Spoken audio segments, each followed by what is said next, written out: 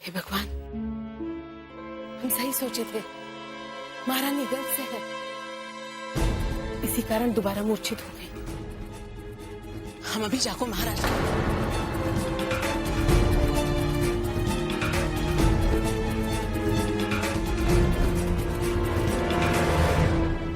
तुमने जो समझा सही समझा है, परंतु अब वही सत्य है जो हम कहेंगे वो सच होगा कि रानी गर्भवती है। ये बात स्वयं रानी को पता नहीं, ये बात केवल तुम जानती हो, दूसरा कोई नहीं। इस बात को होने से अब कोई नहीं रोक सकता। गंगाधर राव का दूसरा विवाह होकर रहेगा। सुन बुढ़िया, तुमने तो सच कहा था। आपका विश्वास नहीं है तो देखिए, महारानी की नाड़ी देखिए, ये सारे लक्षण गर्भवती स्त्री के होते हैं। परंतु हमारे वैद्य ने इस सत्य को झूठ सिद्ध किया है। मुझे स्वयं पर और अपनी चिकित्सा पद्धति पर पूरा विश्वास है और उसी आधार पर विश्वास से कहता हूँ कि महारानी गर्भवती नहीं है। हम अभी जाके महाराज को सब कुछ बताएंगे।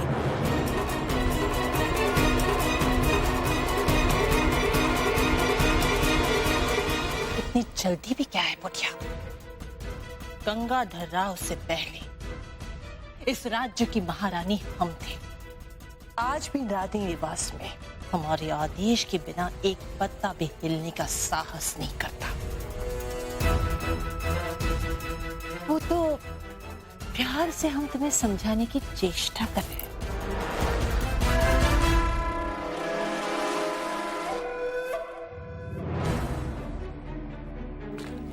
जरा सोच बुढ़िया, सेठ साहूकार से लेके दीनहीन निर्धन तक किसी के भी घर में जब एक स्त्री गर्भवती होती है ना, तो बड़ी तुच्छता से कहा जाता है कि जाओ और जाकर किसी दाई को बुला लाओ।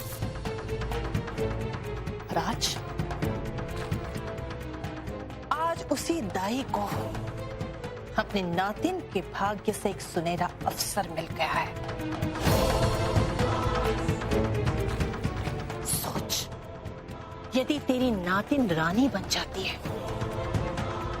तो तू कोई दाई नहीं बल्कि झांसी की राजमाता कहलवाएगी। फिर इस महल में शान से तुम अपना जीवन व्यतीत कर पाओगी। महारानी साहिबा, हम छोटे लोगों के पास आपके जैसा धन तो नहीं। मुला इस दिल में सच्चाई का इतना धन है, जितना भी लुटावत जाओ घटत ही नहीं। अरे मूर्ख, तुम क्यों अपने ही हाथों से अपने नातिन का सुनहरा भविष्य मिटाने पर तुली हुई हो? आप हमारी नातिन की चिंता में काहे घुली जा रही हैं? कोई ना कोई इमा कौनो गहरा भेद है जो सिंहासन की ताक में आकर अपने देवर का नहीं हो सका, वो हमारी नातिन का कैसे हो सकता है? हम इको कर्मा आपका साथ नहीं देंगे। रत्ती रत्ती जाकर महाराज को बताएंगे हम।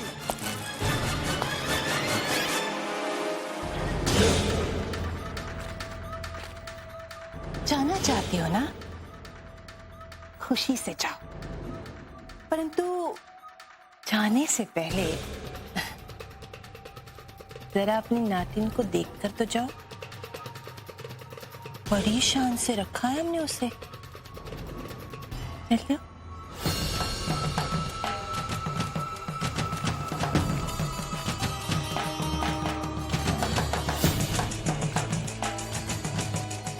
देखो,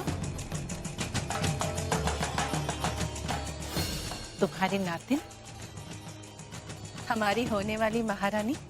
देखो तो बगीचे में कैसे फूल तोड़ रही है। अपने नातिन को चारों ओर से हासियों के घिरे देख मन को बहुत प्रसन्नता मिलती होगी।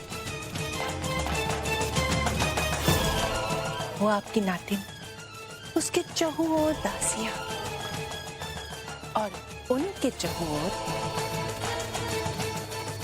हमारे सैनिक।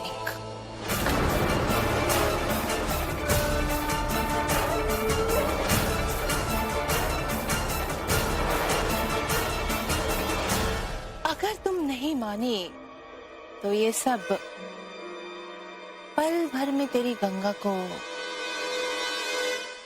मैली कर देंगे। एक ही क्षण में हम तुम्हारे नातिन को पेश बना देंगे।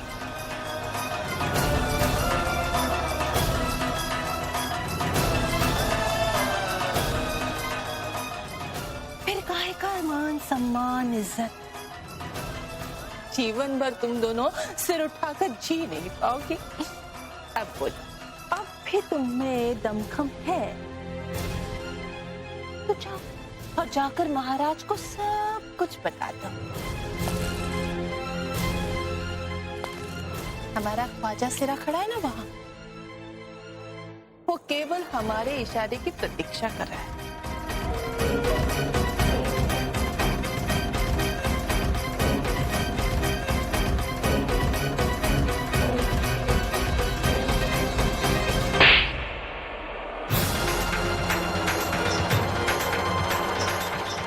चुल्लू पर पानी में डूबकर मर जाओ। एक औरत हुए थे, एक औरत के बारे में इतनी घिनौनी सोच। तुम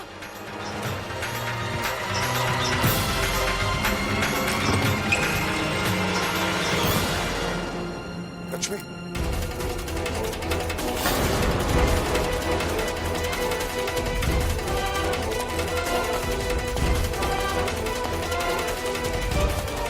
जी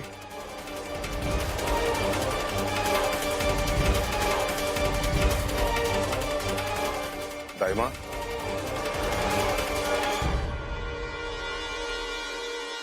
लक्ष्मी का स्वास्थ्य कैसा है?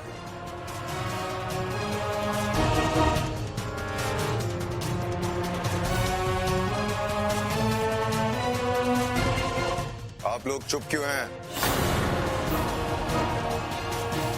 लक्ष्मी को क्या हुआ है? महाराज, ख्वाजा सिरा, इधर आओ।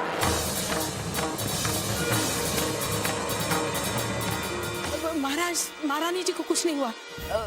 वो खून की कमी के वास्ते मूर्छित हो गए। वो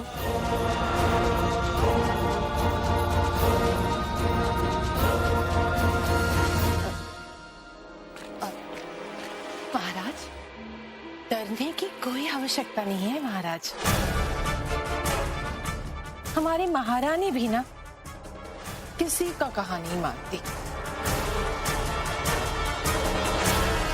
वैद्य जी ने दी हुई औषधि यदि ये नियमित रूप से लेती तो मूर्छित नहीं होती, और इसी कारण महाराज उन्हें स्वस्थ होने में भी समय लग रहा है। हम जानते हैं महाराज, इनके प्राण झांसी के लिए और आपके लिए कितने महत्वपूर्ण हैं। देखो तो, हम सबकी प्रार्थना और ईश्वर के आशीर्वाद से ही पहाड़ी के मंदिर से गिर के भी हमारी महारानी सुरक्षित है। ये तो ईश्वर की कृपा ही है कि वो गर्भवती नहीं है ना दाई माँ?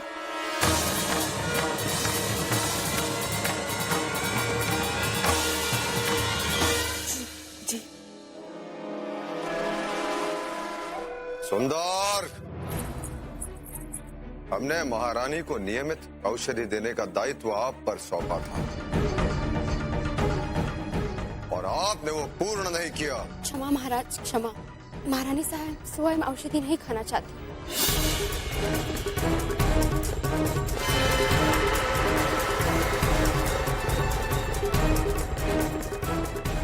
आप सब लोग जाओ।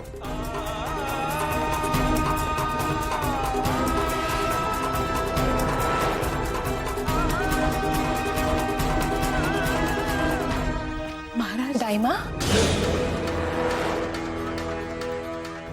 आप रुक क्यों गए? चलिए ना।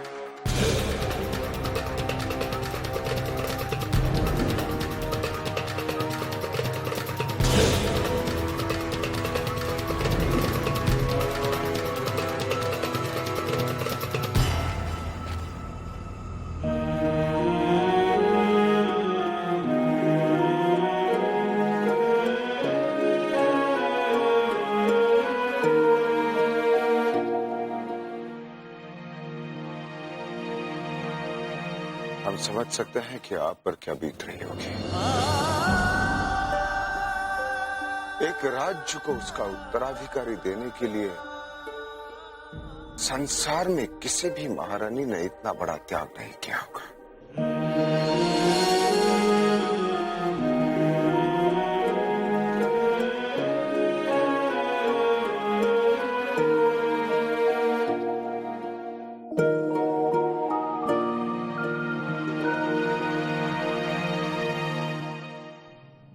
महाराज,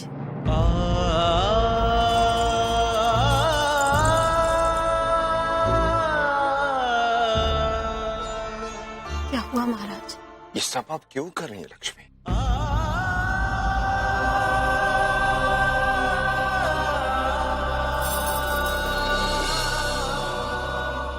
इस समय झांसी को उसका उत्तराधिकारी चाहिए, और ये उत्तराधिकारी हमें केवल गंगा दे सकती है।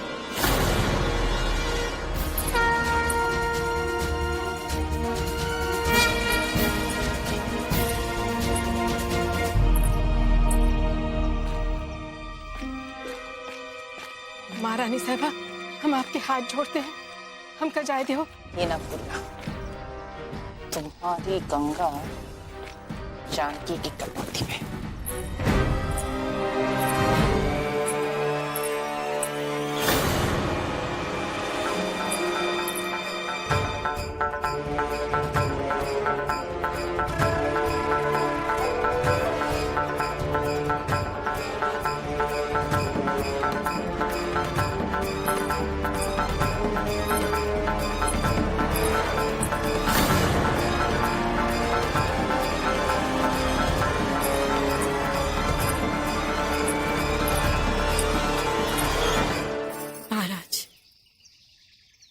आपकी लक्ष्मी को झांसी का ऋण चुकाना है। महारानी अपना दायित्व निभा रही है।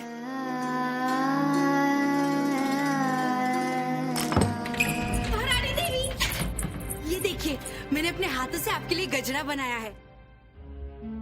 इसे अपने बालों में लगाना और ये जो सुगंध आएगी वो। बिना हमारे अनुमति के हमारे कक्ष में आने का दुस्साहस कैसे किया तुमने? क्षमा कर दीजिए महाराज, हमें क्षमा कर दीजिए।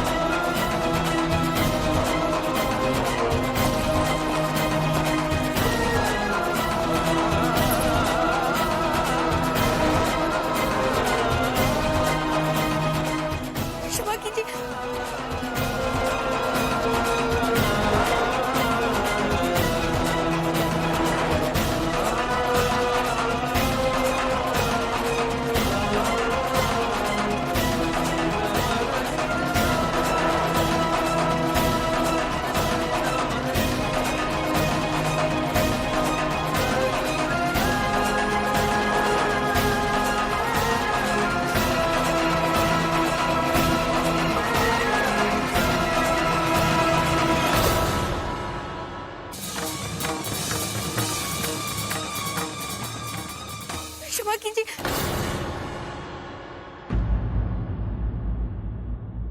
नहीं महाराज, आपको हमारी सौगंध। गंगा से कुछ मत कहिए, उसने जो भी कुछ किया जानबूझ के नहीं किया। इसे क्षमा कर दीजिए महाराज।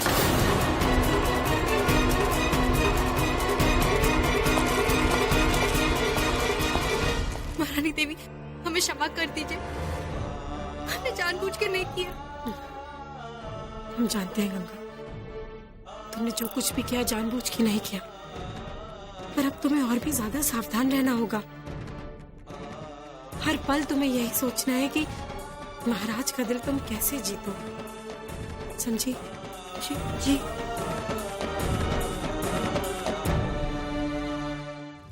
महारानी जी हमका जाए दो, हमका जाए दो। महारानी जी हमका जाए दो, हमका जाए दो। महारानी जी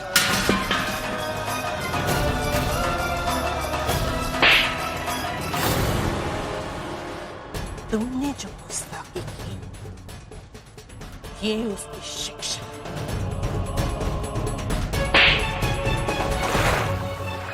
ये तेरी हैसियत बताने के लिए।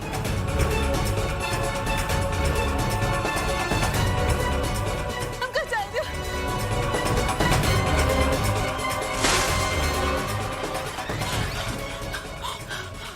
जब तक गंगाधर का दूसरा विवाह नहीं होता, तुम यही रहोगी, और यदि यहाँ से बाहर निकलने की चेष्टा की तो तुम तो मरोगी, परंतु तुम्हारी नातिन का क्या हाल होगा ये हम बताएंगे नहीं, दिखाएंगे। समझी?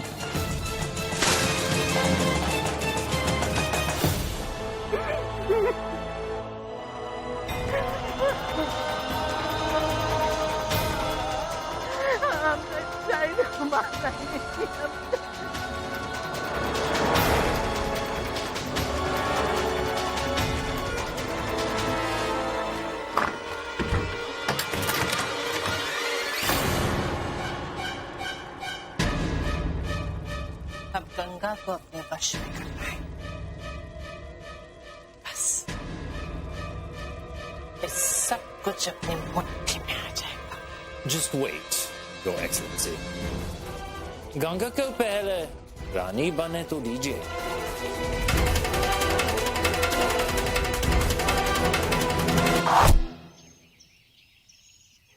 ये तो ईश्वर की कृपा ही है कि वो गर्भवती नहीं है। हमने तो बस उससे इतना पूछा, झांसी की यदि वो महारानी बन गई तो उसे कैसा लगेगा?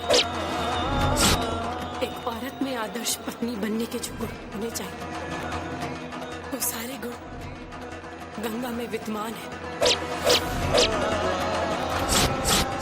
और आज वेद ने यह भी बताया है कि वो मां बनने नहीं होगी, वो झांसी को उत्तराधिकारी अवश्य देगी।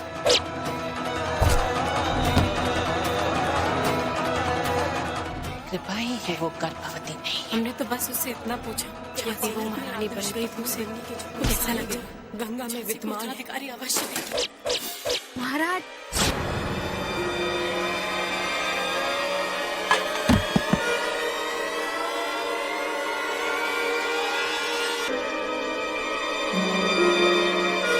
महाराज,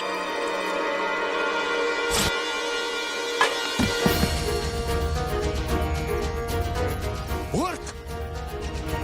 मरना चाहती हो?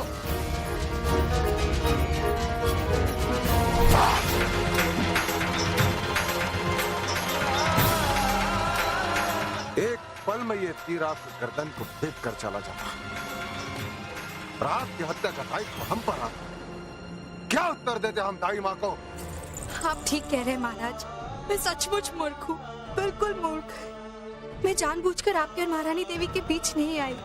मैं उन्हें प्रसन्न देखने के लिए उनके पसंद के फूल लेकर गई थी, परंतु आपको देखकर इतना घबरा गई कि आपकी वो प्रिय प्रतिमा मुझसे टूट गई। और अभी भी यही हुआ। मैं अपने व्यवहार के लिए क्षमा मांगने आई थी, परंतु हम बहुत अभद्र लड़की है और ऐसी लड़की पर इतना बड़ा दायित्व सौंपा जा रहा है। मैं योग्य नहीं हूँ, आप मुझसे विवाह न करें।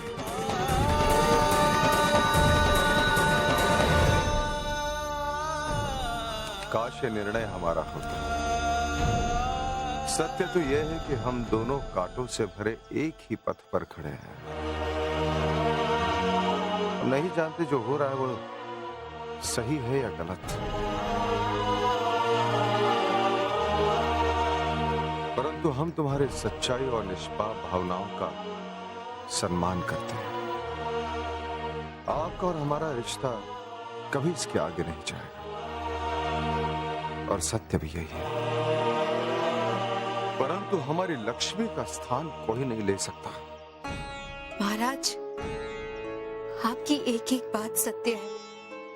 मैं 1000 जन्म ले लूं तो भी महारानी लक्ष्मीबाई के चरणों की धूल बनने का सौभाग्य प्राप्त नहीं कर सकती। परंतु क्या करें, नियति ने आपके चरणों में लाकर खड़ा कर दिया है। हम समझ रहे हैं गंगा, परंतु महाराज गंगाधरराव को इस बलिवेदी पर अकेले ही चलना है। परंतु सब भूल जाते हैं कि एक राजन भी मनुष्य होता है, उसका भी हृदय होता है। कैसी विडंबना है कि एक उत्तराधिकारी पाने के लिए हमें हमारी प्रेयसी लक्ष्मी को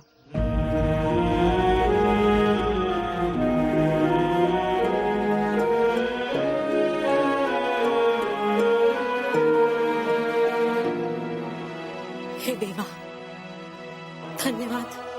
आज तूने ऐसी परिस्थिति तो बनाई कि दोनों साथ में खड़े हैं।